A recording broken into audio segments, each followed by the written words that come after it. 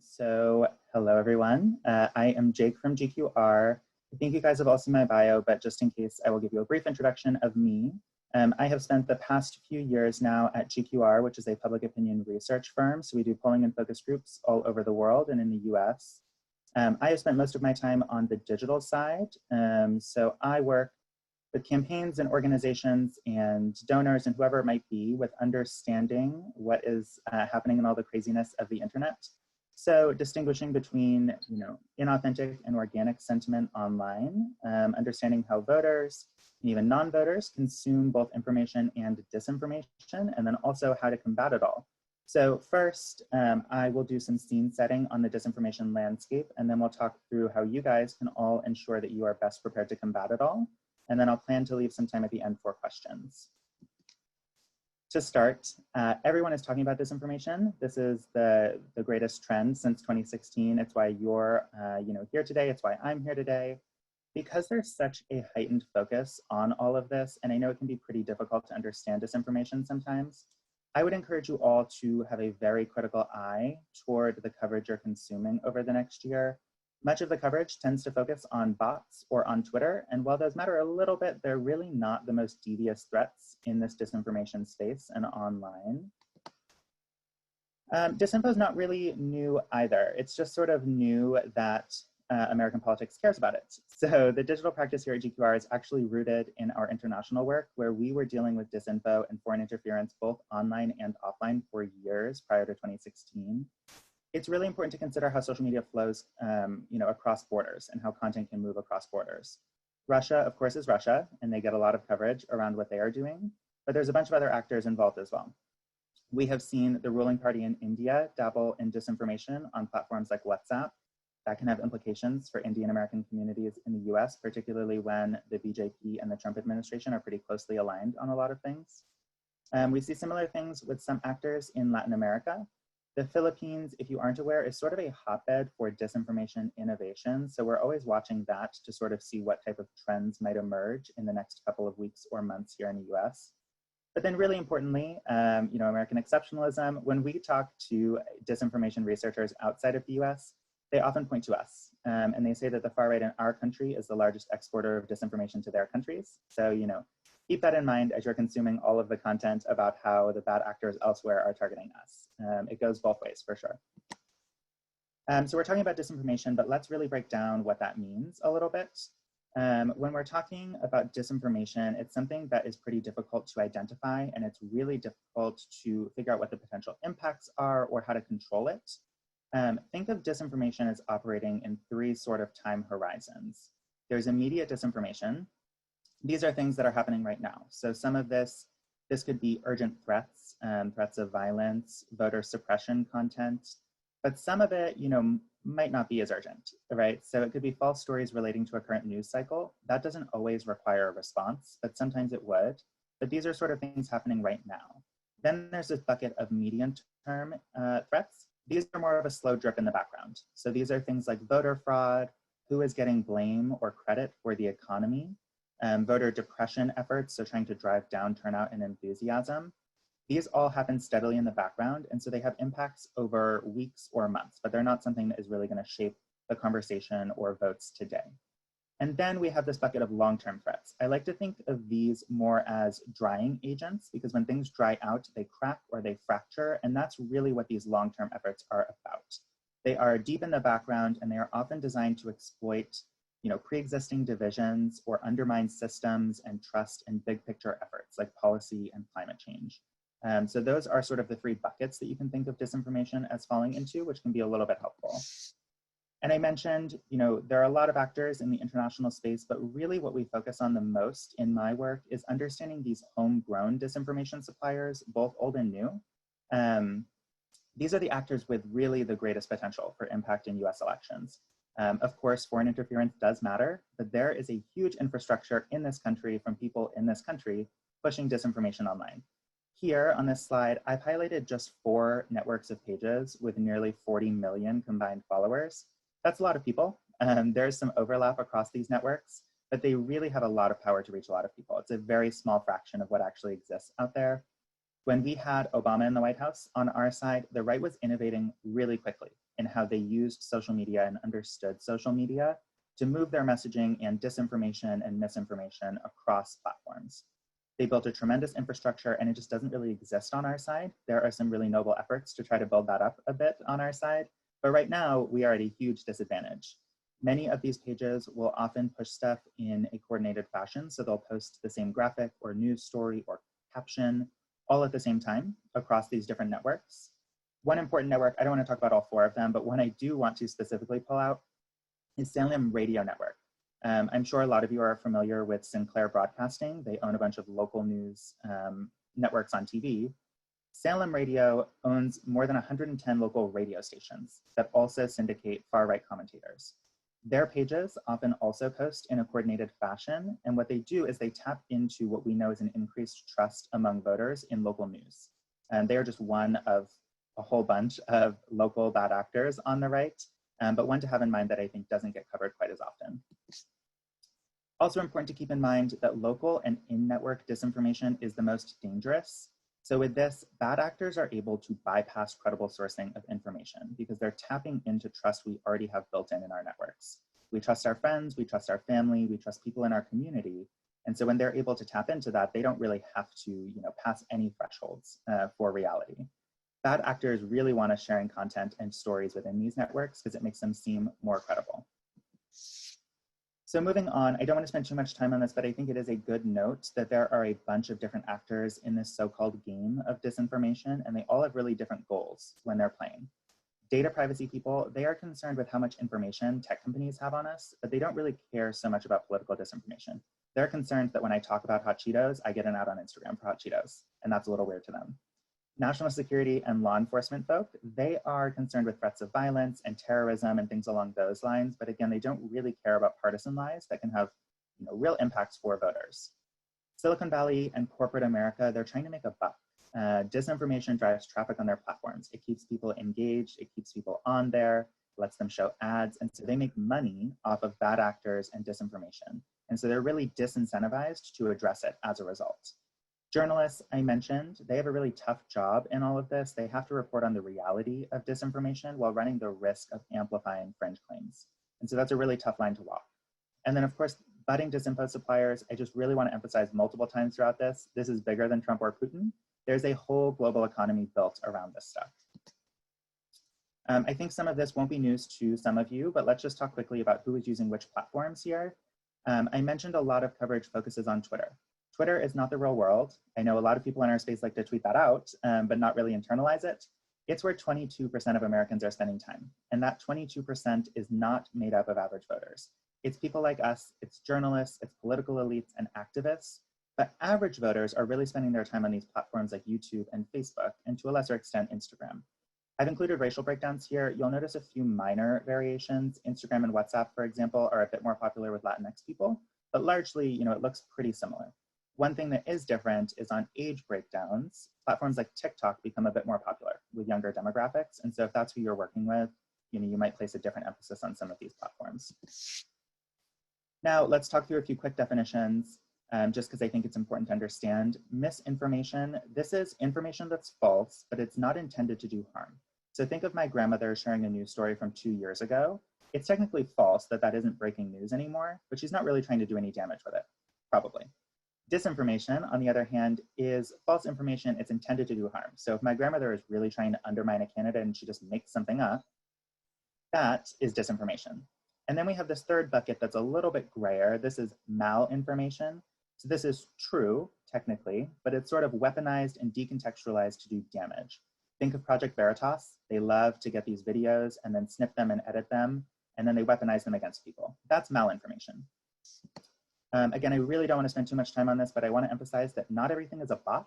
Not everything is even a troll, and it's actually pretty hard to identify these things. Just some general definitions: bots are automated accounts. Trolls have a human element. It's actually somebody sitting behind the computer that's going and posting all of this stuff. But really, I prefer to just group these things under the category of suspicious or bad actors, right? It's really hard to identify this. You don't have to. People don't understand the basics. They don't need to. They're suspicious, they're bad actors, and really there you're targeting what their goals are, and that's helpful. Let's talk quickly about algorithms. Again, I think for some of you this might be second nature. They are sort of the secret sauce behind what ticks online. There's no public recipe, it's what makes them secret. But we do know that they are designed to keep people on the platform longer. And so that means they are designed to show you content you like based on what platforms know about you. Largely, this is driven by engagement metrics. And so when we understand engagement metrics, we can understand how you can move content within platform algorithms. And with that in mind, bad actors and good digital organizers build systems to game algorithms, to find ways to signal to the algorithms of the platforms, hey, this thing matters and people like it, so you should show it to more people. Bad actors will often do this by using fake accounts to amplify their content, but also they have highly organized groups of people that do this as well, real people. On our side, organizing people has kind of always been our thing, right? But we don't always apply it to how we move content online. And if we're able to shift that culture on our side toward gaming the algorithms with coordinated, authentic engagement, we can really beat back a lot of this nonsense with proactive comms. Okay, so let's talk about you guys now. Elections are a unique target, and campaigns and organizations all operating within this space have a really unique objective in dealing with disinformation. The goal for you all is to inoculate voters from the nonsense. So let's talk about some best practices for actually doing that. For starters, please do not panic over disinformation. Bad actors really want a frenzy. They want to throw you off. Why do they want to do that? Because then you fall into some really easy traps that you're all far too smart for. At the end of the day, it's about the voters, not you or your candidate or your organization. But when you're playing defense and you're scared and you're really caught off guard, it can be easy to frame your responses through the lens of bad actors are targeting me, instead of bad actors are trying to exploit voters' fears. That's a really different frame, and it's really important to have in mind when you're responding. But please, please, please, never overreact or amplify disinformation. That's the most important part of disinformation response. Engagement is currency on social media. Every like, every comment, every share, even to debunk, elevates that content to more people in the algorithms. So don't quote tweet somebody and say this is nonsense. You're just showing that to people who may never have seen it in the first place. They want you to freeze up. They want you to make impulsive decisions. Oftentimes, the goal of bad actors is just to distract you and throw you off of your game. So let's talk about how to stay on your toes. First, you can invest in what we call smart social listening. This really just means listening to the conversations online that are relevant to your campaign, your goals, or your audiences. In doing so, you can often detect early threats and assess traction around harmful narratives in advance. With smart social listening, we're looking for 5 things that I'll walk through. The first is something called cross-channel repetition. So basically, is this narrative appearing on multiple different platforms, including the ones where our target demographics are spending their time? If it's just a one-off post or it's a weird thing on 4chan, it often doesn't require a response at all. When you think about good comms or good consumer branding, the goal is to get your message in front of as many people as you can, in as many places as you can, as many times as you can. You hit that magic number and they're bought in, right? They buy the product, they believe the message, they're sympathetic to your cause. That's all bad actors are doing. And they have that really robust infrastructure to duplicate their narratives, even with small variations across a variety of channels. And so that's what we want to look for when we're trying to determine, is something going to hit that magic number and break through with our people? Is this on multiple platforms? Are people really driving this? Or is it just one-off? The next thing we talk about is something called timeline and topic momentum. Timeline is about when actors are engaging with content. So are we noticing any patterns that might indicate some coordination? For example, one bad actor posts something at noon, and by 1 p.m., there are over 1,000 retweets from suspicious accounts. And then by 2, we check in again, and suddenly there are some prominent influencers starting to pick it up. That can be really helpful for anticipating the severity of a threat, right? Tracking to see if that timeline looks a little wonky, to see if people might be working together. Topic momentum is about sustained conversation over time. So because the far right has so much infrastructure, we know that they comment on just about everything that happens. Most of that doesn't require a response. We also know that persistent narratives often do more damage. Think about Hillary Clinton's emails, right? There's a reason they kept talking about that.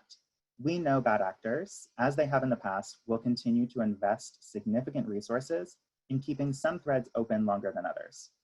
So we always want to keep a very close eye out for whether a topic is generating conversation over time, especially among our target audiences. It doesn't really matter if only the far right is talking about something for 2 months straight, if it's not breaking through with our people.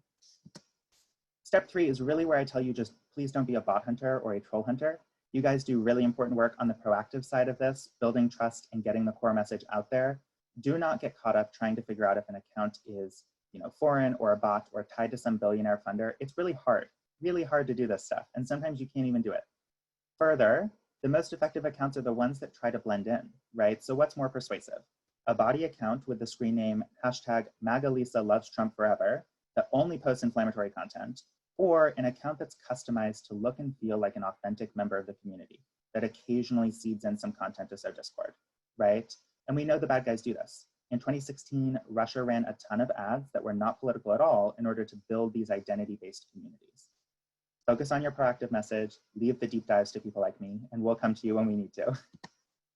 Step 4, this is where I say that social listening tools are really great if some of you use them, but they also lack a lot of critical data. So, platforms like Meltwater, they have very limited access to Facebook, often no access at all to platforms like Instagram, YouTube, or TikTok, and they almost never have any access to closed messaging platforms like WhatsApp and WeChat. Another really big piece of this Facebook component is, not only do they pull in limited Facebook data, they don't have data about Facebook groups, closed groups, which are the hottest new trend in disinformation. I'm sure you all saw these sort of like reopen groups that popped up a couple of months ago. None of that is getting captured by these tools. So we really need strategies to go deeper. A couple of tips for that: manually searching keywords actually in the platforms that are hard to reach or more important. Using relevant hashtags on visual mediums like Instagram and TikTok, that's really your best bet, is seeing what conversations they might be trying to hijack. Seeing if there are Facebook groups you can naturally join. Of course, please don't join groups that are not rooted in identities that you fit. Please don't join any extremist groups. I want you all to be safe, but there often are local community groups that are often rife with disinformation. Identify some key players to track on a more regular basis. People who are driving the conversation online in your area. And then my final tip is talk to your people. They are a valuable asset. If you want to know if something is breaking through, ask somebody. And then last thing, always think about the offline goal, right? Why are people actually doing this? This can be a helpful gut check for assessing a threat. With things like voter suppression, it's pretty clear they want to disenfranchise people. Sometimes it's a little bit blurrier than that. Always try to think through what are they actually trying to achieve, and you can better craft your response based on that. Just a few more slides here. We've covered how to prepare for the onslaught, but how do you actually combat it? Play offense to inoculate voters from disinformation. Don't wait for them to get you back on your heels. The first offensive approach here is focused on building trust. Disinformation fills vacuums, and bad actors succeed when there's a trust deficit between leaders and their constituents. Campaigns often fall into this one-way model of broadcast communications where we talk at people, right? We blast them with emails, we throw a bunch of ads at them, but it's really important that we shift this toward a two-way engagement model, focusing on proactive communication with our audiences to build and maintain relationships with them. Engage directly with people through digital organizing or authentic content campaigns. Treat your grassroots donors and social influencers like high-dollar donors. Their relationships are no less valuable. I have Field on here, that's great when you can, but really focus on how you can apply these offline principles of relational organizing to your digital strategy. These things help make people feel more connected. They're less likely to turn away from you when disinformation comes, and they're more likely to come to your defense, which is important. If there's no breakdown in trust to exploit, bad actors will be less successful. Make sure you know your audiences. Invest in smart social listening to know what they're talking about online. Use the research at your disposal to help inform your strategy. Digital strategy should not exist in a silo separate from polling and all the other components of a campaign. I know oftentimes that is not the fault of the digital staffers, but as much as you can, lean into these other data sources that you have, and they'll really help inform your response. If you cross your digital efforts with these things, your whole operation is really going to be stronger and more effective. And then last slide here, it may be helpful for some to establish a framework for responding to inbounds with disinformation. This on the slide here is what we call a threat matrix. It outlines the different response options based on the severity of a disinformation threat. In each of these boxes, we have our different communications response options, but they're not different from our normal comms responses. Disinformation doesn't require us to reinvent the wheel. It just requires us to be strategic about the tools we already have. So on the top, we're assessing the reach of disinformation from low to high. It's only reaching a couple people or not the people we care about, or it's reaching everyone. On the side, we're assessing the potential impact. So are we losing votes or support? What does the data tell us? Could we lose support because of this narrative? And then we work our way from this bottom right category of do nothing up toward this high category in the top left. And as we do, our responses get more extreme and more public. This can be really valuable to have as sort of a crisis response guide. It's also often a valuable resource for explaining to higher ups who don't understand digital, who don't understand disinformation, why overreacting or amplifying might actually be a bad idea. And then with this, you can provide them not just with an explanation for why we shouldn't do what they're suggesting, but also with some alternative response options to address their fears. No one higher up wants to be told no. They want to be told what we can do, not what we can't do. And so this gives you sort of, a framework for being able to give that to them. I'm done. That was a lot of stuff. You don't have to remember all of it, but I'm happy to take some questions about all of this crazy stuff. I'd love to hear what you guys think of it all, if this is in line with